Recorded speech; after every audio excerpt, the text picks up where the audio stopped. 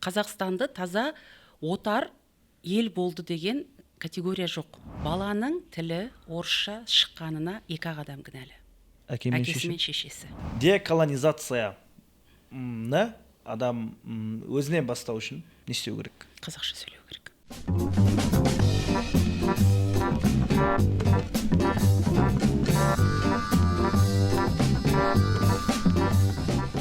Армысыздар, құрметті көрермендер, сіздер бүгін тарихтың ақтаңдақ беттері бағдарламасындасыздар. Бүгін біз тарихтың қандай ақтаңдақ бетін оқып қараймыз. Келесі бетті ашып, бүгін бізде тақырып деколонизация, отарлау саясатының салдарымен күресу. Ал ол тақырып бойынша негізгі тақырып сол, бірақ сол тақырыптың төңірегінде де әңгіме ететін боламыз тағы да. Қонақта Назгүл Қожабек, филолог, редактор, сонымен қатар осы тақырыпты әбден егжей-тегжейлі зерттеген маман. Назгүл ханым, қош келдіңіз. Көргенімізге өте қатты қуаныштымыз. Енді бірінші сұрағым, жалпы мамандық бойынша филологсыз, зерттеу жүргізесіз, қазақ тілінің жанашыры деп айтса болады өзіңізді. Бұл тақырыпқа қалай келдіңіз? Неліктен деколонизация? Мен деколонизацияның жалпы отарлаудың салдарынан арылудың бір ғана аспектісін қарастырамын. Ол тілдің, өзге тілдің ықпалымен бұзылуы. Осы жағын біраздан бері өзім үшін де және жалпы қазақ тілі үшін осы мәселені қарастырып келе жатырмын. Қазақ тілінің тазалығы мен үшін және көп адам менімен келісетін шығар деп ойлаймын. Қазақ тілін тазарту, қазақ тілін орыс тілінің ықпалынан арылту, ол таза осы деколонизацияның бір аспектісі. Біздің қазіргі тіліміз, біз сөйлеп жүрген тіл, орыс тілінің ықпалымен қатты бұзылған тіл. Ол байқалады. Ол байқалады, және ол асқынып бара жатыр, ол үдеп бара жатыр, ол қиындық. Сондықтан барынша әр қазақ өз санасында өз тілін тазартып, жалпы жазылатын мәтінге, айтылатын сөзге, радиодан тарайтын, теледидардан тарайтын хабарларға барынша таза тіл тараса, ол біздің кәдімгі санамыздың азат болуы, санамыздың осы отар кезіміздегі бір мәжбүрліктен, отар кезіміздегі басымызға түскен мәжбүрлікпен жасалған дүниелерден арылуы деп білемін. Енді ол империалистік елдердің сол бір 17, 18, 19, 20 ғасырларда жан-жаққа ықпалын таратып, өзінің тілін, мәдениетін, дінін насихаттағаннан кейін себеп пен салдар ғой енді. Енді біздің посткеңестік елдерге келсек, соның ішінде енді Қазақстан отарлау кезеңі, отарлау процесі, отарлаудан кейінгі процесс, отаршы ел кетіп қалып, ел тәуелсіздік алып, соның өзінде де отарлаудың ықпалынан шыға алмай жатқан процесс жайлы айтсаңыз, Қазақстанда қалай орын алды, қалай орын алып жатыр? Енді таза Қазақстанды нақты бір саяси тұрғыдан, мен саясаттанушы емеспін, және Қазақстанды таза отар ел болды деген категория жоқ. Ол былай біз өзіміз солай айтқанымызбен жалпы көпшілік мойындаған, Қазақстан отар болды деген категория жоқ. Өйткені әу баста Қазақстан Ресей империясына өз еркімен қосылды, Ресей империясының құрамына өз еркімен кірді деді. Одан кейін Совет одағының құрамына автономный республика болып кірді, одан кейін Советтік социалистік республика болып кірді. Ол Совет одағының өзі бауырлас пролетар елдердің ерікті бірлестігі, сөйтіп үлкен бір мемлекет құрып отырған. Кеңес одағы. Кеңес одағы. Ал о баста жалпы отарлау дегеннің өзі бір елдің басқа елдің ресурсына қызығуы. Бар жерде ең басты мүдде ол ресурс. Жері керек, жеріндегі байлығы керек, және ол елдің адамы керек. Ал ол елдің адамын өзінің айтқаныңмен жүргізіп, айтқанымен тұрғызу үшін оның сен санасына ықпал етуің керек, оны өз тіліңде сөйлетуің керек, өз дініңе кіргізуің керек. Ол тура сендей адам болып шығу керек. Ол ерікті жүреді, ерікті түрде жүреді, еріксіз жүреді, мәжбүрлі түрде жүреді. Сондықтан ол ұзақ жүрген процесс, бір кезде ол былай қарасаң бәрі отар елдің адамдары сол отарлаушы елдің адамдарына айналып кетеді. Өзінің жемісін береді ғой ол түбінде. міндетті түрде жүретін нәрсе. Қазір енді біз қазақ деколонизация отарланды, отардан жаңағы деколонизация жүрді дейміз. Қазақтарда былай бір енді тәуелсіздігімізді жарияладық, Совет одағының құрамынан шықтық, ал бірақ санамыздағы менталитеттегі дүниенің бәрі әлі күнге дейін ол кездеседі. Мысалы мен отарсыздану деген сөзді әдейі қолданбай отырмын, өйткені сөз жасам тұрғысынан отарсыздану деген сөз ол қате. Былайша грамматикаға келген грамматикалық тұрғыдан, морфология жағынан алғанда отарсыздану деген сөздің өзі қате, өйткені отар деген қандай деген сұраққа жауап береді. Қандай ел? Отар ел. Ал отар ел деген ол отарланған ел деген сөз. Отарлаушы бар, отарланған ел бар, яғни отар ел. Ал енді отар ел отарлаушы елдің меншігі саналады. Біз сонда сын есімнен зат есімге, зат есімнен түйгетістікке өтіп кетіп барады. Одан кейін барып сонда отарсыздану ол отарлаушы елге тән процесс. Яғни сен отар еліңнен айырылдың, отарсыз болып қалдың сен. Сенің отарың жоқ енді. Ал отар елге отар болумен оған қарсы антоним сөз жоқ. Яғни ел отар, не отар емес. Отар емес ел ол еркін ел өз бетімен. Тәуелді немесе тәуелсіз деген сияқты ғой. Тәуелді немесе тәуелсіз деген сияқты. Сондықтан отарсыз деп тағы да айта алмаймыз. Сондықтан осы деколонизация деген сөзбен жүре берсек ары қарай. Жақсы, онда келісіп алайық. Бізді ешкім сөге қоймас. Өздері қазақ тілі жайлы айтып отырып, неге ондай терминді айтып отыр деп. Біз енді деколонизацияға анықтама бердік. Енді дегенмен де біз енді Қазақстанда өмір сүріп жатқаннан кейін тарихқа көп көз жүгіртеміз. Бұл да бағдарламада сол тарихтың ақтаңдақ беттері, айтылмаған сырлары, айтылу керек ақпараттары. Енді осы жерде сұрағым Қазақстанға деген сол кездегі Ресей империясының қатынасы, сол кез одан кейін Кеңес одағының қатынасы, сонымен қатар қазіргі таңда Ресейдің қатынасы қалай? Сол отарлау саясатының ықпалын әлде де сезініп жүрген секілді болып көрінбей ма? Яғни біздің тіл сендердің елдеріңде мемлекеттік статусы бар тіл. Сондай бір қарым-қатынас қалай деп ойлайсыз Ресейдің қазіргі таңда Қазақстанға? О бастағы Ресей империясының қазақ хандығына, қазақ еліне деген қатынасын білеміз. Зорлық-зомбылық көп болды. Қыру, жою, күштеп бекіністер салу, жерді алу, переселендер. Енді ол кәдімгі тарихта өзіміз оқыған, білетін процесстер. Хан сұлтандарды құрту өзі кәдімгі бөлек өкімет жүйесін алып келді. Мысалы біздегі хан, сұлтан, одан кейін билер, сол институттардың бәрін құртты. Губернаторлар келді. Кәдімгі қазақ даласын округтерге бөліп тастап, генерал-губернаторларды әкеліп қойды. Одан кейін Совет одағы кезінде бәрі сол советтік орталықтан басқарылатын әкімшіл әміршіл жүйенің құрамында болдық. Бізде өзімізде қалыптасқан, о баста тарихи қалыптасқан, тіпті өкімет жүйесі басқару жүйесінің өзінен бастап, ары қарай дін, орысша білім беру, кейін Совет одағы кезінде дінге қарсы Совет одағының дін апиын деген есімен дінсіздендіру, былай қарағанда.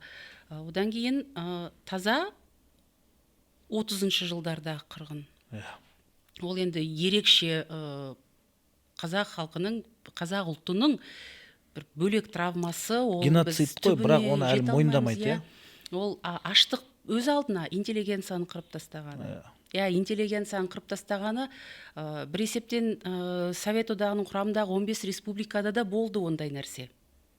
Бірақ әр ел, әр ұлт біз қатарлы сол травманы біздей сезінді. Біз аз болғаннан кейін және сол жылдары біз енді бас көтеріп келе жатқан интеллигенцияны қырып тастағаннан кейін бізге ол қатты ауыр тиіп отыр. Өйткені біздің даму тарихымыз, орталық Азияда, Қырғызстан, Өзбекстан, өзіміз сияқты қатар көрші жатқан елдер бір бөлек болған біздің дамуымыз. Ар жағындағы мысалы Әзербайжан, Грузия, Армения, олардың дамуы басқаша болған. Олардағы оқу білімнің дамуы, олардағы кішкене мүлде басқа. Біздегі дала тірлігі, оларда қала тірлігі деген сияқты, тағы да басқа мына Ресей, Украина, Белоруссиялардың оларды мүлде басқаша болған. Сондықтан біз таза орталық Азия елдеріндегі осы интеллигенция қырылып қалғаны, интеллигенцияны құртқаны, ол бізге дамуды бір тежегендей өте үлкен травма болған. Тежегенде бірнеше жылға тоқтатып тастаған секілді болды. Одан кейін сол жалтақтық пайда болды. Кәдімгідей енді ол біздің әлі күнге дейін арыла алмай келе жатқан бәленбай травмамыздың көп себебі сол болды. Сол кездегі қырғын. Одан кейін Ұлы Отан соғысы келді. Екінші дүниежүзілік соғыс, қазіргі парадигмада ол екінші дүниежүзілік соғыс, өйткені біздің отанымыздың соғысы емес деп қабылдаймыз. Бірақ сол кезде ол Ұлы Отан соғысы деп аталды. Ол кезде қаншама дүние болды, тың игеру болды. 60-шы жылдары ғой енді, бірақ мен байқағаным сол Ұлы Отан соғысы жайлы, екінші дүниежүзілік соғыс жайлы көп фильмдерде жеңіске тек сол кездегі доминантты ұлт, орыс ұлты ғана жеткен секілді қылып көрсетеді. Көптеген біздің батырлар туралы киноларда шықты ғой, бірақ бір солардың деңгейінде жоқ та. Көптеген классикалық, өте қатты танымал, көп адам барған фильмдерде сол жанкештілікті, рейхстагқа ту тіккенді, сол бір доминантты ұлтты ғана көрсету болды да. Оның өзі де бір отарлаудың бір үлкен саясатының бірі ғой негізі. Енді сол сұрағым келіп тұрған тағы да Қазақстанға деген Ресейдің қарым-қатынасы әлі сол отарлау секілді ма қазір, әлде өзгерген ба? Ойыңыз қалай осы жерде? Бізде о баста 90 жылдары тәуелсіздік алдық, еркін болып кеттік дей алмаймыз. Өйткені үнемі бір бөлмеде қамалып отырған адам сыртқа шығара салсаңыз, қараңғыда отырған адам жарыққа шыққанда көзі қарығады ғой. Мен баламын, ол кезде мен көп нәрсенің әлі күнге дейін ол дүниенің бәрін ешкім толық айтып болған жоқ, ешкім толық жазып болған жоқ. 90 жылдар жағдай қалай болғанын нақты білмейміз. Біз еміс-еміс есімізде қалған дүние, қиын болды жағдай. Бірақ сол кезде әбден енді орталықтан басқарылатын жүйеге үйреніп қалған өкіметтер не істерін білмей қалған сияқты. Сонда кімге қарайды тағы да, Ресей не істеп жатыр екен. Одан кейін бәрібір көрші болғаннан кейін, ортақ шекара болғаннан кейін баяғы кейбір өндірістер бір жақтан энергия алады, бір жаққа энергия береді деген сияқты ең үлкен ресурс қой, ең қажет ресурс. Сондай дүниелердің бәрі былай тығыз байланысты болғаннан кейін толық шылбыр үзіп кете алмайсың. Ол енді анық нәрсе, ол мен бір геосаясаттан немесе халықаралық экономикалық қатынастардан аса білгір маман емеспін. Толық шылбыр үзіп кете алмайтының анық. Бір серіктестік қатынастар қайтадан орнату керек екені анық. Бірақ бәрібір бізде бір қарайлау болған сияқты. Осылар қалай істейді екен, осылар не істейді екен. Одан кейін бәленбай ғасырлар бойы үстемдік етіп келген ұлт былайынан жарайды бара беріңдер деп жібере салмайтын тағанық. Ол қалай? Әлде болса бір алып қалу керек. Оның үстіне енді Қазақстанда қанша миллиондаған адам орыс ұлтының өкілдері тұрады. Олар оны бәрібір өзімдікі деп санайды. Ортақ тарихымыз бар деген манипуляция ғой. Енді біз олардың тәуелдігінен шықтық деп ойлайсыз ба? Және жалпы осы сол Ресейдің ықпалының тәуелдіктің мемлекеттік немесе кәдімгі тұрмыстық деңгейде мысалдары бар ма? Енді біз қазір шын айтса көп жағынан, әсіресе азық-түлік жағынан, әлде бір өндіріс жағынан біз тәуелді болмасақ та, бірақ ол жақ бізді басып тастауға әбден қабілетті. Бізде халық саны аз болғандықтан, енді мен бұны былай кәдімгі таза тұрмыстық көзқарас деңгейінен айтып отырмын. Ешқандай ғылыми, мен ол жағынан экспертизам жоқ. Бірақ қазіргі өзіміздің көріп отырған дүниеміз қанша жерден біз әлде бір өндірістер саламыз дегенімізбен бізде халық аз. Мына жақтағы 150 миллион мен біздегі 20 миллион салыстыруға келмейді. Ол жақтағы өндіріс пен біздегі өндірісті тағы да салыстыруға келмейді. Сондықтан егер олар қазір азық-түлік әлде бір өндіріс тауарларын, жеңіл өнеркәсіп тауарларын бізге әкеп төгіп тастаса, біздегі шағын өндірістердің бәрі бір жағынан мына жағында 150 миллион, мына жағында 2 миллиард адам отыр дейсіз ғой. Бізде бәсекеге шыдай алмаймыз. Сондықтан енді бұл жағынан мынандай енді кеше соғыстың кезінде енді арнайы операция деп жатыр ғой. Көптеген батыс елдеріне Ресейдің қақпасы жабылып қалғаннан кейін өзінің дақылдары бар ғой, ұндары, басқалары Қазақстанға сатып, біздің Қостанай облысында біраз дақыл сататындар жұмыссыз қалды, біраз шығынға ұшырады. Енді осы жерде де соның ықпалын көруге, экономикалық ықпалын көруге болады, тұрмыстық деңгейде. Енді келесі сұрағым, енді бұл жерде тағы да бір мынандай мәселе шығады. Кішкентай балалардың тілі, енді біз үйде өзіміз балалармен жұмыс жасаймыз, қазақ болғаннан кейін енді қазақ тілін үйретеміз, бірақ соның өзінде де кішкентай балалардың тілі орысша шығады. Яғни бұл жерде біз енді тәуелсіздік алдық, бірақ қазақша контенттердің болмауы ма, әлде сол бір арнайы орысша контенттердің көп болып, арнайы таргетке жіберілуі ма? Бұл да бір саясат болмақ па? Бұл кім тарапынан жіберілген қателік? Біздің тараптан жіберген қателік па? Әлде ол арнайы жасалып отқан нәрсе ма? Қалай ойлайсыз? Осы тұста енді мына үлкен саясат, елдер арасында қарым-қатынас дегенді қоя тұрсақ, баланың тілі орысша шыққанына 2 адам кінәлі. Әкесі мен шешесі. Жақсы. Болды.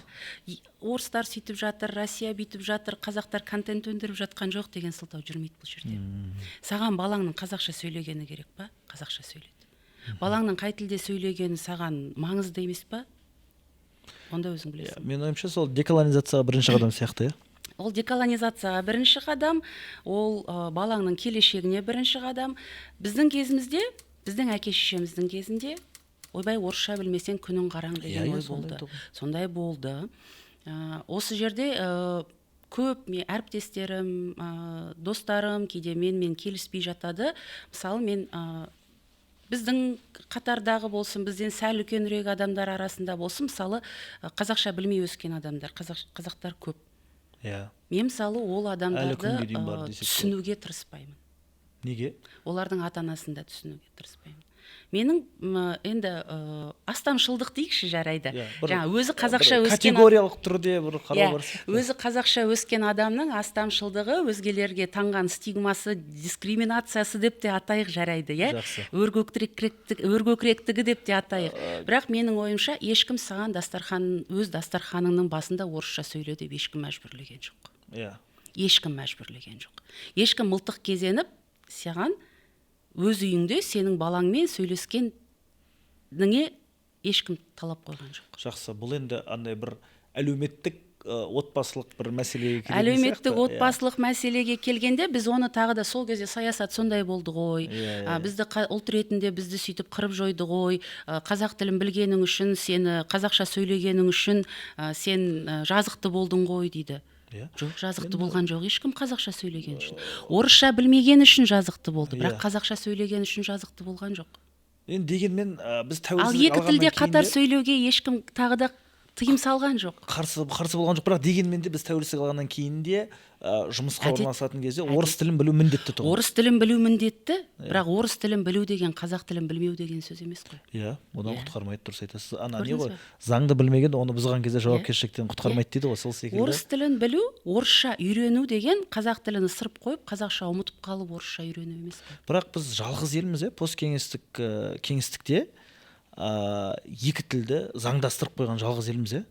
Бізде орыс тілінің конституциядағы айрықша статусы бар ғой, оны біз жаңағы ресми тіл деп атайды да. Ол кішкене адасу, ол қате. Ол ресми тіл емес, ресми тіл деп аталмайды, ол жерде ол орыс тілі ресми тіл деп жазылмаған. Ол же былай жазылған, қазақ тілі мемлекеттік тіл, алайда ресми органдарға, өкімет органдарына жүгіну кезінде қажет болса орысша жүгінуге болады. Олар оған ерекше статус беріп тастады. Оған ерекше статус беріп тастады, ол ресми тіл деп. Ол қате ғой? Ол қате. Жақсы. Ол ресми тіл емес, ол міндет. Ресми тіл деген сөз мемлекеттік тіл қазақ тілі, ал ресми тіл деген сөз, егер мағына жағынан қарасақ, ресми тіл деген сөз бүкіл іскерлік, заң, экономика, бүкіл дүниенің бәрі орысша жүру керек деген сөз. Ал ол жүрмейді, ол қазақша жүреді, бірақ егер сен мақұл қазақша білмейтін азамат болсаң, мақұл саған міне жеңілдік. Сен мемлекеттік органдарға арыз, шағым, талап, өтініш, бір қандай да бір құжаттар жөндеу керек болса, сен орысша істеуіңе болады. Түсінікті. Сен қиналмауың керек. Мақұл, жарайды. біз жеңілдік ол. Иә, түсіндім сізді. Жалпы көптеген ақпаратты былай қарастыруға болады екен зерттеп, екі жақты. Өйткені бұл нәрседе бір тың ақпарат болды мен үшін, ресми тілге байланысты. Рахмет сізге. Енді келесі сұрақ, біз осы отарлау, отарсыздану және деколонизацияға қалай келдік? Жалпы Қазақстанда бұл нәрсені талқылауға және қазіргі таңда кең көлемде талқылауға біз қалай келдік, неден басталды? Ары қарай біз не істеуіміз керек? Бұны талқылап жүре береміз бе, әлде бір нақты әрекеттер керек пе? Мен білсем, осы дүниенің бәрі тура 2 жыл бұрын басталды. 2 жыл бұрын басталды. 24 ақпанда жаңағы СВО дейді ғой, сол басталған кезде бұл көп айтыла бастады. Өйткені қайтадан орысша айтқанда жаңа имперский замашки дейді ғой, сондай дүниелер байқалған кезде өзге тәуелсіз, өз бетімен өз алдына бөлек жатқан тәуелсіз елге үстемдік жүргізуге деген ұмтылыс байқалғанда, және ол ашық байқалғанда, айтқанымызға көнбесең күшпен көндіреміз деген месседж кеткен кезде, сол кезде олардың әлі де мойындамай келе жатқаны, өзге өзінен басқа 14 елдің тәуелсіздігін әлі де мойындамай отырғаны анық болған кезде айтыла бастады. Көп айтыла бастады. Оған дейін әрине зерттелген дүние, бұның бәрі ғалымдар, бізде ең көп зерттеп жүрген оны Айнаш Мұстаяпова. Сол кісі кітапты шығарды, бұғауды бұзған қазақ даласы деді. Бірақ жалпы мына қоғамдық ракурста кәдімгі әркімнің аузынан шығатын сөзге айналғаны осы 2 жыл деп ойлаймын. Жақсы, енді 30 жылдың ішінде тәуелсіздіктің медиада, әдебиетте осы көрініс. Енді жалпы енді домалатып айтып жатқаным ғой. Сол медиада, әдебиетте қаншалықты орын алды осы колониалдық бір көзқарас? Ойыңызша? Жоқ, бізде медиа мен әдебиетте мен бұл нәрсені көрген жоқпын. Бізде бұл болды, біз тәуелсізбіз, болды. Рефлексия жоқ бізде, медиа мен әдебиетте. Түсіндіріп жіберсеңіз. Медиа мен әдебиеттегі рефлексия қалай? Рефлексия енді бір нәрсені іштей қорытып, соны сыртқа шығару ғой. Яғни әрекет, реакция. Бізде ол жағынан біз отар болдық ау, қазір біз отар санадан арылып жатырмыз ау деген бір рефлексия жоқ. Тәуелсіздік алдық, болды, еркін болып кеттік. Бірден. Сол рефлексия енді шығып жатыр. Шын айтса, енді міне 30 жылдан кейінгі 30 жыл өтті, таза 31-ші, 32-ші, 33-ші жылдары осы нәрсе көп айтылып жатыр. Жақсы. Енді тағы бір мәселе осы жерде айта кететін. Біз енді жаңа сіз айттыңыз, 30 жылдан бері ондай байқамадым, енді басталып жатқан секілді деп, қазақтар оян қазақ деп Міржақып ағамыз, атамыз айтып кеткеннен кейін біз 100 жылдан кейін оянып жатырмыз деп ше. Сол секілді енді мысалға қалай қазіргі таңда осы отарлау, жалпы деколонизацияға зерттеулер қалай жүріп жатыр? Ол мақала түрінде ма, кітап түрінде ма, болмаса бір өнер туындылары арқылы ма? Енді өнер туындыларын толық қарап шықтым, көрдім деп айта алмаймын. Өнер туындыларынан көргенім сол Мұрат Есжандардың түсіріп жүрген сериалдары, жалпы Тарзаман. 2018-де Тарзаман. Тарзаман шықты, фильм шықты, сериал болып шықты. Оның алдында Қазақ хандығы шықты. Қазақ хандығын 550 жылдығы кәдімгідей кең көлемде атап өтілді. Одан кейін сол Тарзаман, одан кейін бертінде сол Ахмет, Міржақып. Сіздің ойыңызша бұл тақырып бойынша сол кино индустриясы көбірек басымырақ, кино. Енді кім сол Тарзаман шығып жатқан кезде Әлихан Бөкейхан туралы спектакль қойылды. Әр эпизодтарға, тарихтағы эпизодтарға байланысты дүниелер шықты ғой. Мысалы, былай айтсақ, Мәдина Омарованың Ақтастағы Ахикосында да сәл бір эпизодтар сол қамтылған. Сол кезде енді Карлактың өзі біздің қазақ даласының дағы бір үлкен жара, қазақтың жанындағы үлкен жара. Карлаг, оның жанында Алжир бар. Ол туралы Алжирдің арулары фильмі түсірілді. Спектакль шықты, мен шатасып отырмын. Осы 1-2 жыл болды ма, былтыр ма, Шанель номер 5 деген спектакль қойылды. Ондай шағын өнер туындылары, өнер туындыларында сондай бір жекелеген бір эпизодтарды көрсету, солның жарасын ашу, ол қазір жақсы жүріп жатыр. Сосын байқағаным, мына көптеген кітап дүкендеріне қазір сол Алаштың зиялыларымен, ашаршылыққа қатысты, сонымен қатар сол репрессияға ұшыраған кезеңдердегі әдебиеттер көбейіп кеткен. Ол да бір деколонизацияға қосылып жатқан үлес па, әлде бизнестің соны сезіп, бір трендтерді аулап алып, бір табыс тауып қалайын деген момент па? Қалай ойлайсыз? Екінші айтқаныңыз бар, бірақ негізгісі деколонизация. Өйткені енді Алаш арыстарының еңбектері 94-ші жылы жарық көрді қазақ тілінде. Олар сол кезде толық ақталып, әбден процестердің бәрі аяқталған, нақты қай жылы ақталғанын білмеймін. Бірақ сол 94-ші жылы 5 кітап, 5 арыс, 5 кітап шыққан есімде. 3 бәйтерек, 5 арыс, сол кезде дәріптеле бастады, оқулықтарға кірді, ол кезде шығармаларын жат қайта бастады, көп дүние өзге біреудің атына телініп кеткен шығармалары айтыла бастады ол кісілердің. Сөйтіп олар бізге қайтып келді, оралды. Жалпы, өйткені олар туралы білетіндер болды, оқығандар болды, бірақ мүлде мысалы жұртшылыққа айтылмағаннан кейін, мысалы мектепте оқытылмайды олар. Тек қана бір құпия, бір ауыздан ауызға өтіп жасырын құпия берілетін бір жағы халық ауыз әдебиеті сияқты ғой, әкеден балаға кетіп, сол тізбектің арасында автор жоғалып кетеді. Оның әрине ақтаңдақтар өте көп ол жақта. Кім қалай, кейін соның бәрі енді архивтер ашыла бастағаннан кейін әлде қаншама архив ашылмай жатыр дейді мысалы зерттеушілер. Қазір Алаш тақырыбы тренд. Тренд. Енді тренд деген жақсы мағынасында ол тренд. Өйткені ол жақта өте бір Алаш дегеннің өзі сол кездегенде таза Алаш демей-ақ қояйық, бірақ сол кездегі мысалы Әлихан Бөкейхандардың қоғамдық саяси қызметі қай кезде басталды? 19-шы ғасырдың аяғында басталды ғой, мысалы 1905 жылы ол съезге қатысты дегенде, сол кезде сол бір 30-40 жыл ішіндегі сол қазақ даласында сондай интеллигенция қалыптасып, пассионарий интеллигенция қалыптасып шыққаны, ол өте мынандай көп қырлы құбылыс. Олар бәрін істеді. Олар экономиканы да қалыптастырғысы келді, саясатты да, өкіметті де. Сол кезде түсінді, отарлаудың жалпы алдағы уақытта біздің ұлтты жойып жіберетіндігін. Енді ұлтты жойып жіберу деген ұлтты жоймайды. Рухани тұрғыдан. Таза ұлт ретінде жойып жіберуі мүмкін, өйткені отарлаушы не істейді? Отарлаушы отарланған елді тура өзі сияқты қылғысы келеді. Оған ана тіл кедергісі, бір дүниетаным кедергісі, барьерлар, мысалы, ол отарланған елдегі бір отбасының үйіне кіргенде, ол тура өз үйіне кіргендей сезінгісі келеді ондай адам. Сондықтан оларға бәрін біркелкі қылу өте маңызды дүние.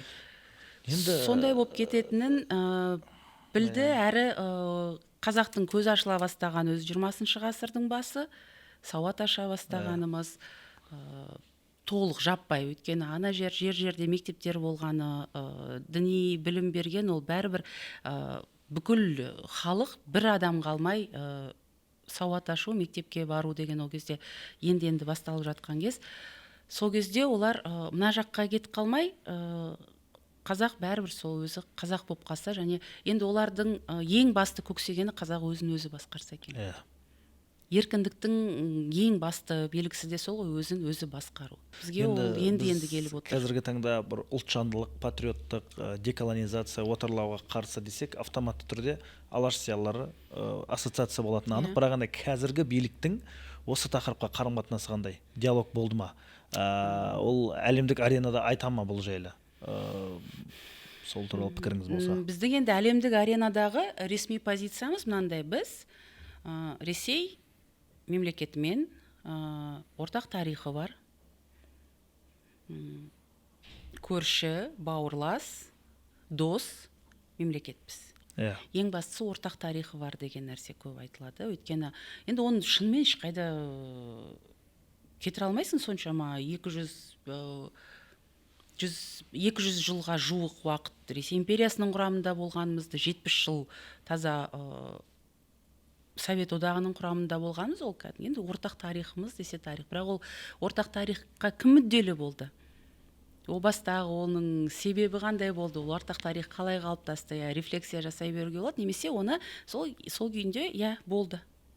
Бірақ енді ол ортақ тарих, 70 жыл ортақ тарихымыз болды екен деп біз әлі күнге дейін сен аузыңа қарап отырамыз ба? Жақсы айтылған. Жақсы.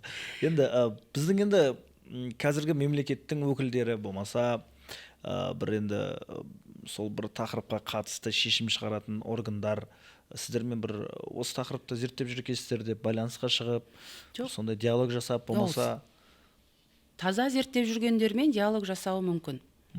Таза зерттеп осы жөнінде жазып жүргендермен, ал мен сияқты энтузиасттары өз бетімен осы нәрсені бір аспектісін әркімге барып сен қазақша таза сөйлеші, сонда біз таза еркін боламыз, колонизация, деколонизация деген сол деп сөйтіп өз арасында ғана жеке айтып жүрген энтузиасттар, енді әрине біз ондай деңгейде бізге назар аударылмауы қалыпты жағдай. Түсіндім. Жалпы енді үйреніп кеттік дегенде, шашымыз тарап ары қарай жүре береміз деп.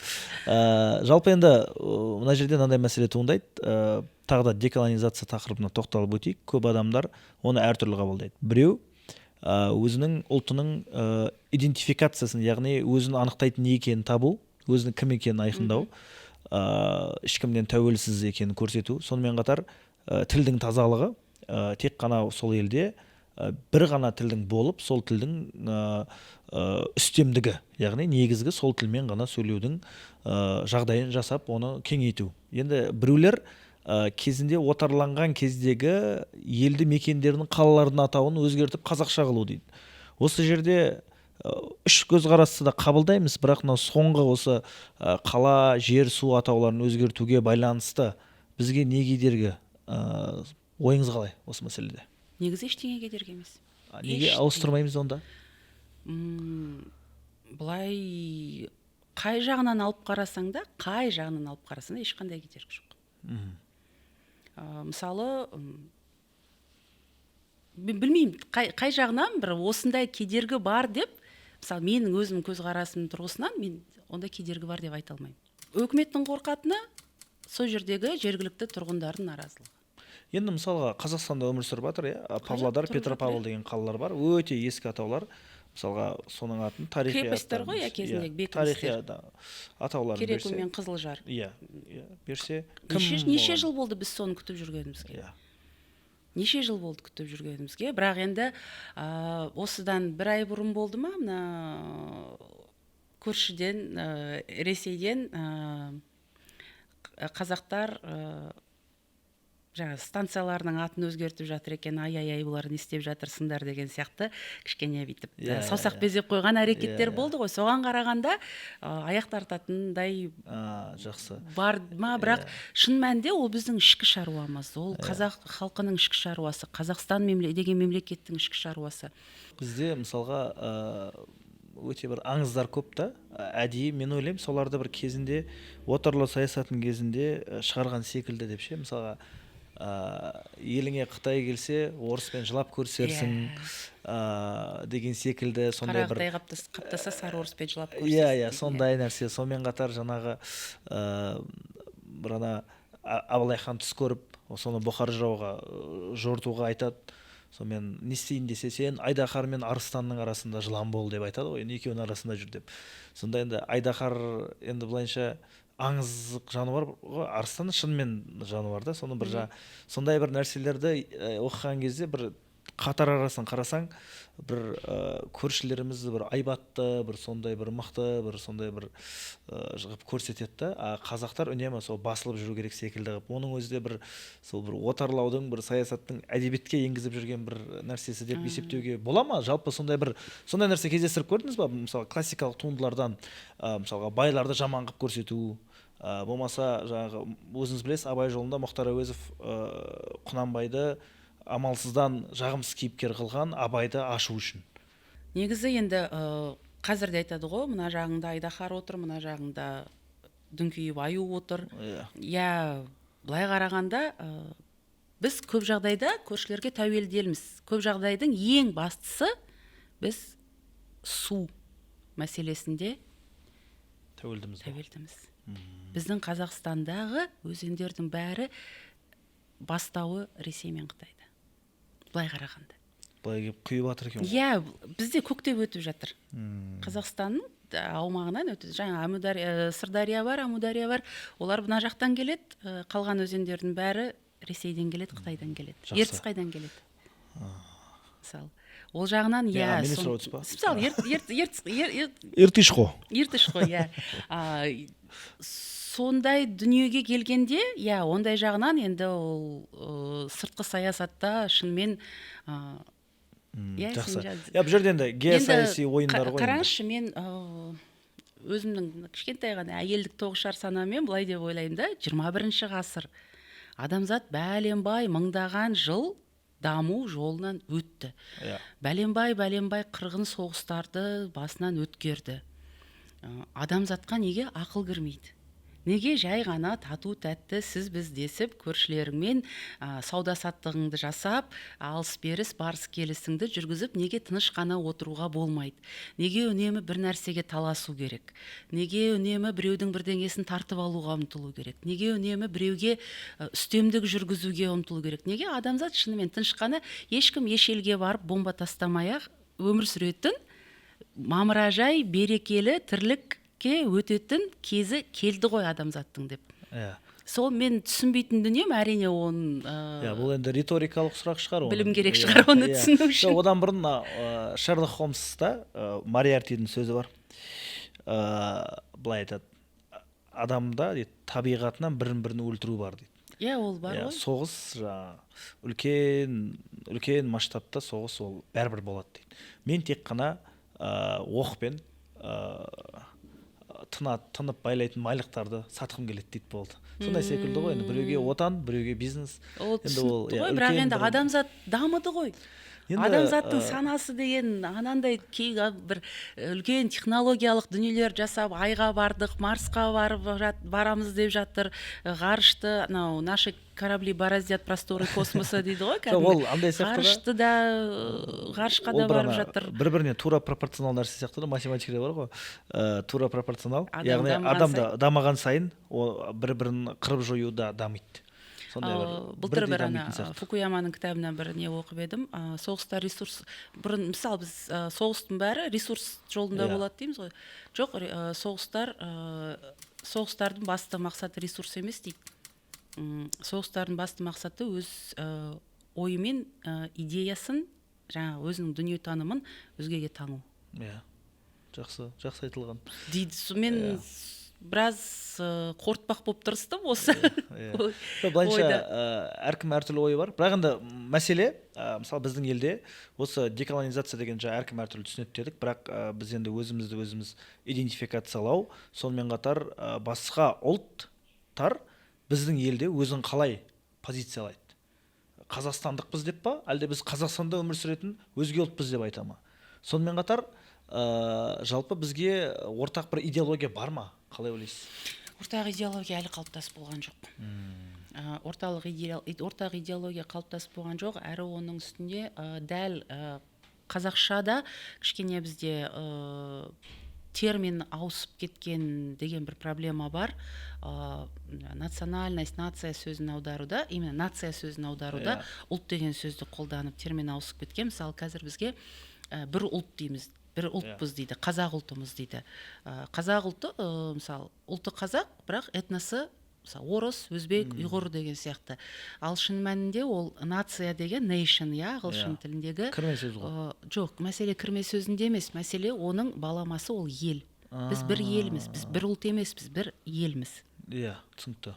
Елміз, мысалы, қазақ елінің, жаңа орыс ұлттың, мен елім қазақ, бірақ ұлтым ұйғыр, мысалы, ұлтым орыс. Өйткені ол оның тумысынан, болмысынан сол ұлттың өкілі болып жаралған. Бірақ мен қазақ елінің өкілімін. Жаңа, мысалы, Францияда тұратындардың бәрі өзін француз деп атайды. Олар француз елінің азаматы.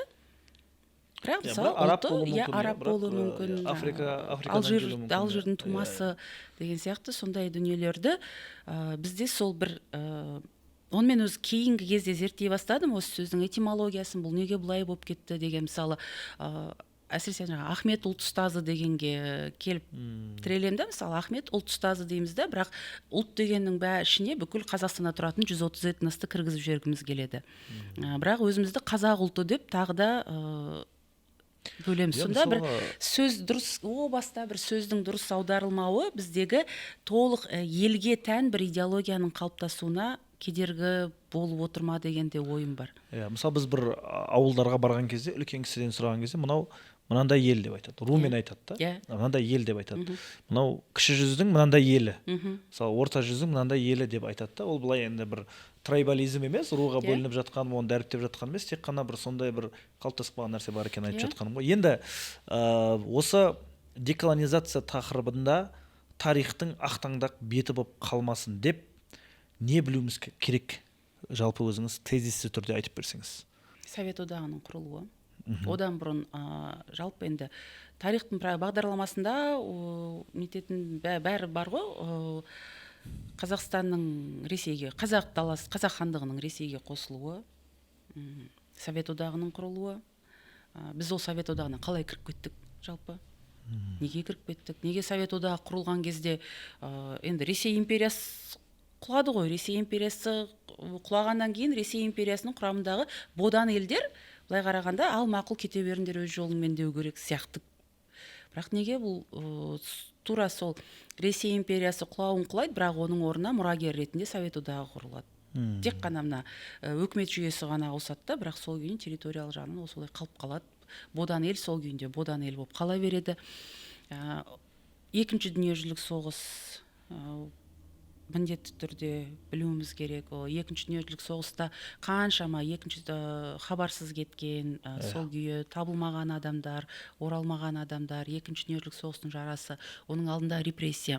Репрессия қазір әріптестерім бар, репрессияны зерттеп жүрген тарихшылар, қазір мемлекеттік комиссия бар, аштық жылдарындағы аштықты зерттейтін комиссия бар, қазақ даласындағы ашаршылықты зерттейтін, соның салдарын зерттейтін.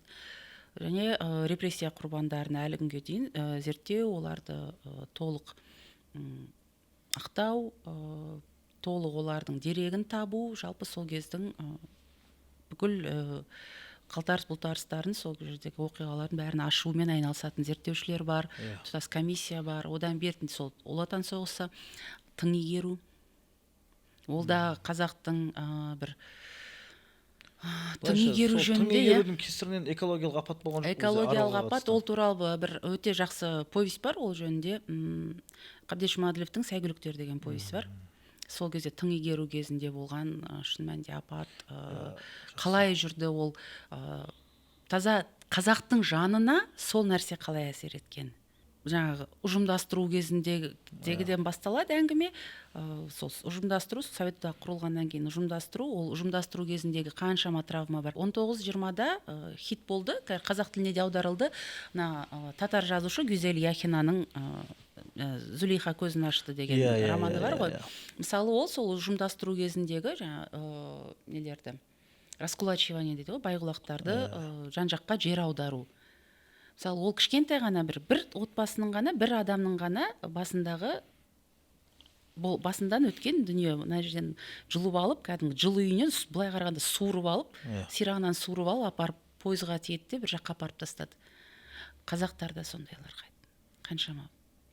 Біздегі ең үлкен әлі күнге дейін өз арамызда шешілмей келе жатқан үлкен даулы нәрсе, өз арамызда бізде. Сырттан ол ойды ешкім айтпайды, сырттан ешкім бізге оны сендер үйтпеңдер демейді, үйтіңдер демейді, бірақ өз арамызда мысалы оралмандарға деген көзқарас. Өз арамызда оны енді қандастар деп айта ма, әлде оралмандар деп айта ма? Статус бергенде ау деймін мәселе. Мәселе статус бергенде емес. Мәселе әлі күнге дейін менің байқайтыным, мысалы Қытайдан, Монғолиядан, Өзбекстаннан ғой негізінен бізге келетін оралмандар. Сендер ел басына күн туған аштық кезінде елден қашып кеткенсіңдер, солардың ұрпақтарысыңдар. Бұл кеңестік түсінік қой. Кеңестік түсінік. Әкесі сатқын, баласы сатқын деп еш жаққа жұмысқа тұрғызбайды. Мына жақта ел қырылып жатқан кезде сендер өз бастарыңды қарныңның қамын ойлап, сендер шетелге қашып кеткенсіңдер, жаңа Қытайға, Өзбекстанға, немесе ұжымдастыру кезінде кеткендер бар, аштық кезінде босып кеткендер бар. Иә, көбінесе ұжымдастыру кезінде таланып қалмау үшін кәдімгі ауыл болып түп көтеріліп кеткендер бар ғой. Қытайға барды, одан ары қарай Гималай асты, Түркияға барғандар, Европада жүрген қазақтардың ұрпақтары сол кезде кеткендер негізінен. Ашаршылық кезінде гдрлердің босып кеткендердің көбі Өзбекстанға жетіп жығылды. Мына жақта Ресейге жетіп жығылды. Ауғанда да бар қазақтар. Ауған, солардың бәрі сол кездегі. Қазір біреу болмаса біреу сөйтіп айтып қалады.